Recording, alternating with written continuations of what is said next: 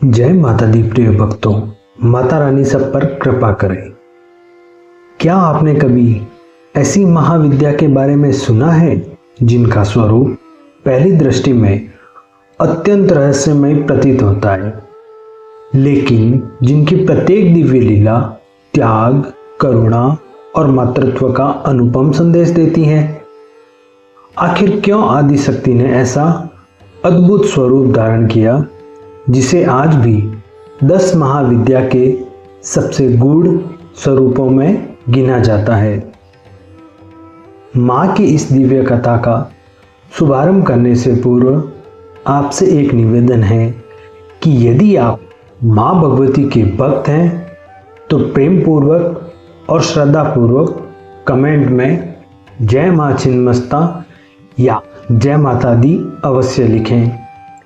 यदि आपको हमारी यह प्रस्तुति पसंद आए तो वीडियो को एक प्यारा सा लाइक करें और अपने परिवार, मित्रों तथा अन्य सनातन प्रेमियों के साथ शेयर कीजिए ताकि सनातन धर्म की जानकारी अधिक से अधिक लोगों तक पहुँचे।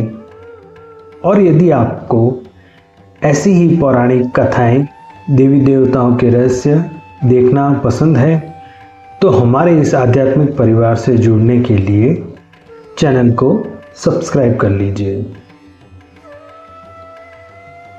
प्यारे भक्तों, गुप्त नवरात्रि की इस दिव्य 10 महाविद्या श्रृंखला के 5वें एपिसोड में मैं विशाल वैष्णव आप सबका हार्दिक स्वागत करता हूँ।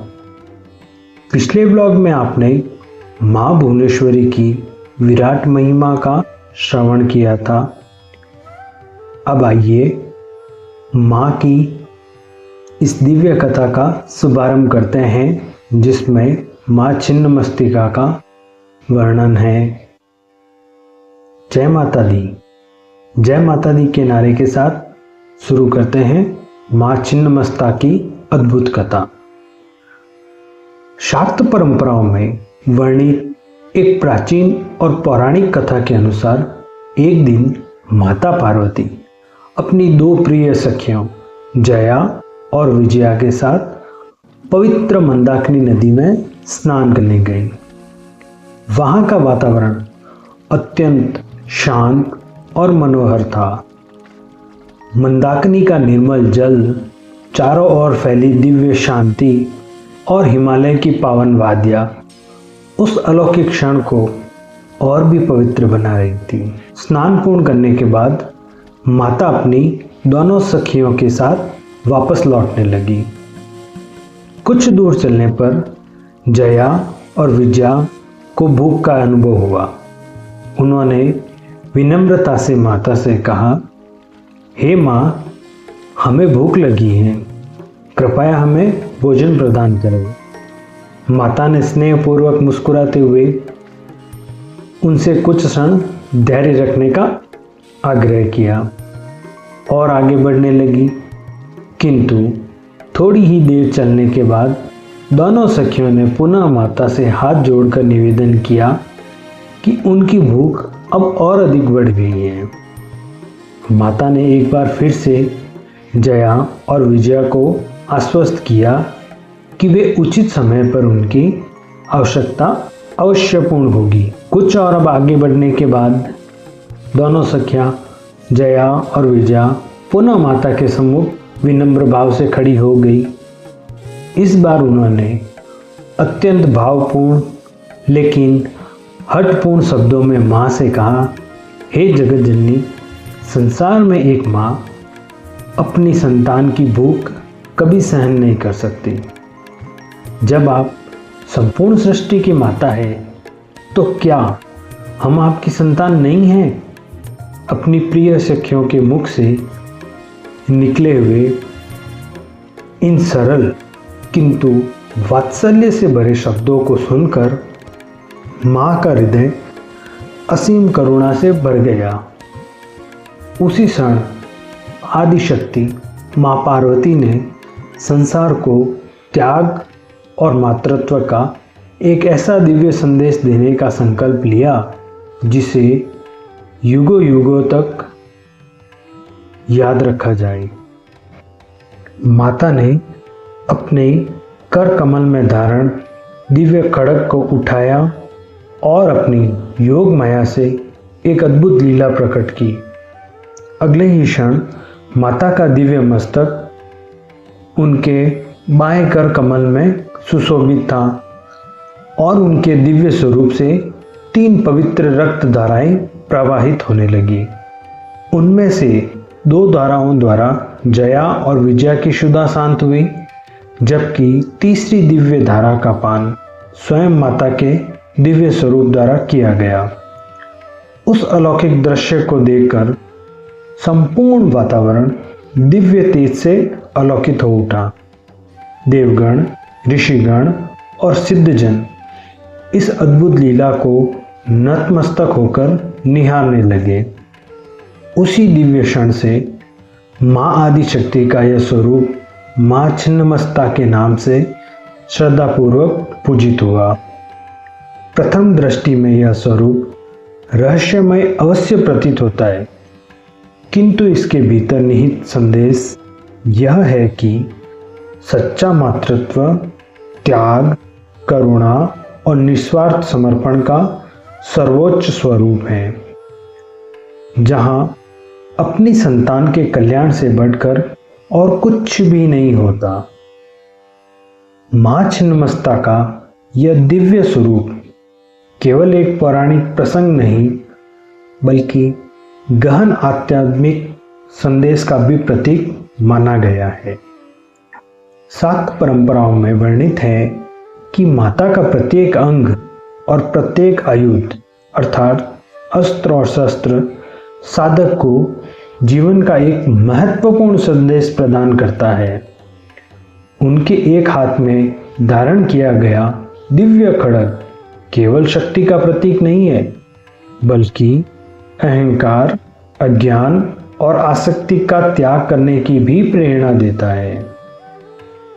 दूसरे हाथ में सुशोभित उनका दिव्य मस्तक यह स्मरण कराता है कि आत्मज्ञान की प्राप्ति के लिए मनुष्य को सबसे पहले अपने अहंकार पर विजय प्राप्त करनी आवश्यक है।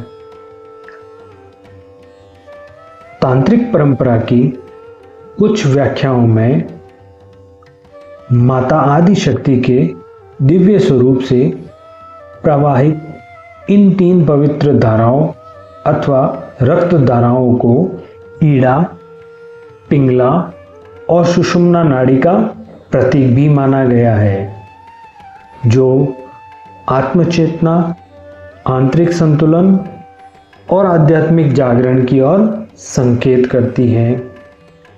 यही कारण है कि माँ छिन्नमस्ता का स्वरूप बाहरी दृष्टि से जितना रहस्यमय प्रतीत होता है, उसके भीतर का आध्यात्मिक संदेश उतना ही गहन और कल्याणकारी माना गया है। शास्त्रों में यह भी वर्णित है कि माँ छिन्नमस्ता अपने चरणों के नीचे कामदेव और रति के दिव्य स्वरूप पर विराजमान दिखाई देती हैं।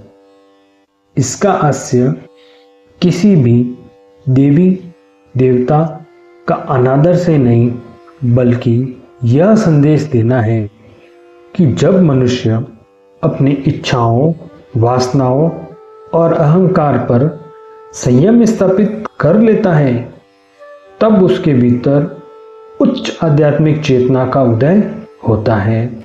इसीलिए माँ छिन्नमस्तिका इस स्वरूप को आत्मसंयम, त्याग और जागृत चेतना का प्रतीक माना गया है।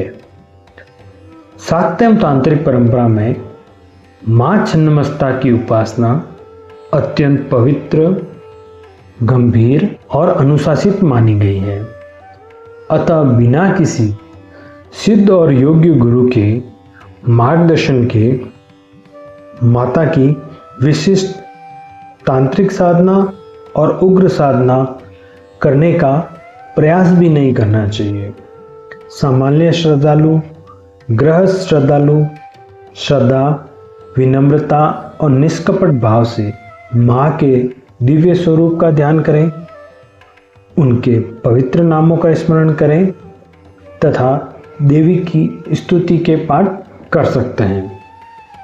ऐसी मान्यता है कि माँ अपने भक्तों के भाव से ही प्रसन्न होकर उन पर अपनी कृपा बरसा देती हैं। ऐसा विश्वास किया जाता है कि जो भक्त श्रद्धापूर्वक माँ छिन्नमस्ता की इस दिव्य कथा का श्रवण, मनन, चिंतन और स्मरण करता है, उसके भीतर आत्मबल, धैर्य और सकारात्मक सोच तथा कठिन परिस्थितियों का सामना करने का साहस स्वतः ही विकसित होता है।